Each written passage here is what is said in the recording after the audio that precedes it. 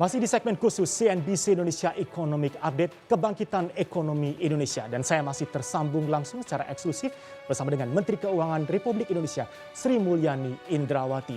Ibu Ani, mari kita lanjutkan.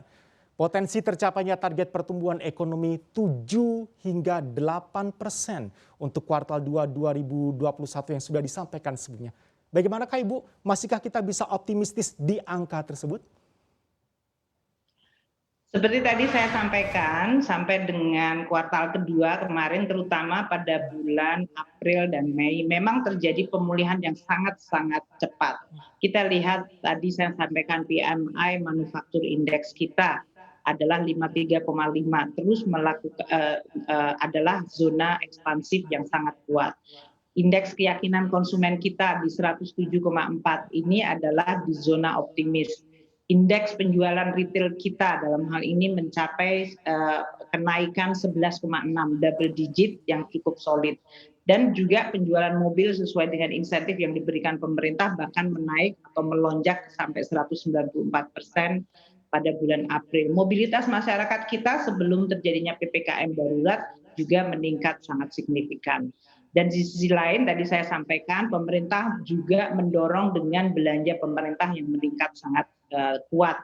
Nah, inilah yang menjadi landasan kenapa kita mengatakan proyeksi perekonomian apabila COVID tidak kemudian muncul dan kemudian menimbulkan dampak terhadap penurunan mobilitas dan aktivitas ekonomi. Waktu itu kami menyampaikan kuartal kedua kita bisa tumbuh antara 7 hingga 8%. Kemudian kita lihat munculnya kenaikan jumlah COVID, terutama mulai muncul beritanya dulu, dari mulai di India, kemudian sesudah Lebaran, dan itu mempengaruhi di bulan Juni, terutama pada sentimen masyarakat. Pada paruh kedua bulan Juni kita akan melihat memang terjadi tanda-tanda masyarakat mulai scaling down. Itu karena dampak psikologis maupun dampak yang memang sifatnya objektif, yaitu kenaikan jumlah COVID. Dan kemudian pemerintah melakukan PPKM darurat. Baik. Ini yang menyebabkan kemudian angka 8% menjadi tidak realistis karena adanya koreksi. Dulu waktu bulan Maret kita juga lihat, waktu kita melakukan PSBB itu mempengaruhi sangat signifikan kuartal 1 kita. Sehingga kuartal 1 kita kan masih 0,7 negatif. Ini adalah kontraksi yang betul-betul karena terjadinya beberapa koreksi terutama pada bulan Maret sesudah kenaikan COVID akibat liburan Natal dan Tahun Baru. Hal ini akan sama terjadi di kuartal kedua, di mana Juni minggu kedua akan dipengaruhi dampaknya karena adanya kenaikan atau lonjakan COVID ini. Jadi kita masih tetap optimis di atas 7% karena tadi April, Mei hingga pertengahan Juni masih cukup kuat. Namun memang kita sadari bahwa risiko mulai melonjak. Dan ini berarti akan mempengaruhi terutama pada sisi konsumsi. Dan konsumsi yang tadi saya sebutkan, konsumsi kelompok menengah atas, yang mereka akan sangat terpengaruh oleh penurunan mobilitas. Sedangkan untuk masyarakat bawah kita tingkatkan melalui bansos yang kita harapkan akan mampu untuk melindungi mereka dari shock gelombang kedua ini. Baik. Jika diyakini kuartal ketiga dan kuartal keempat kontraksi tidak dapat dihindari, proyeksi dari kementerian Anda seperti apa, Ibu Ani, resiko kontraksi untuk kuartal 3 dan keempat, gambarannya?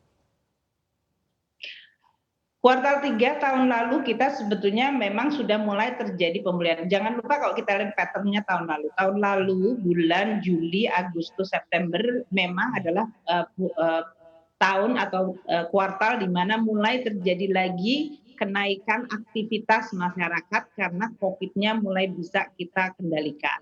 Atau terjadilah yang disebut gas rem yang muncul.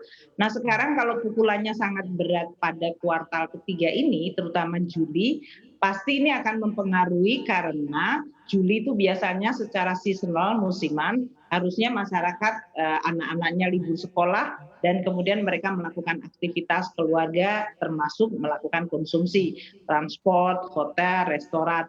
Namun dengan adanya COVID, kegiatan itu tidak terjadi dan itu pasti akan mempengaruhi.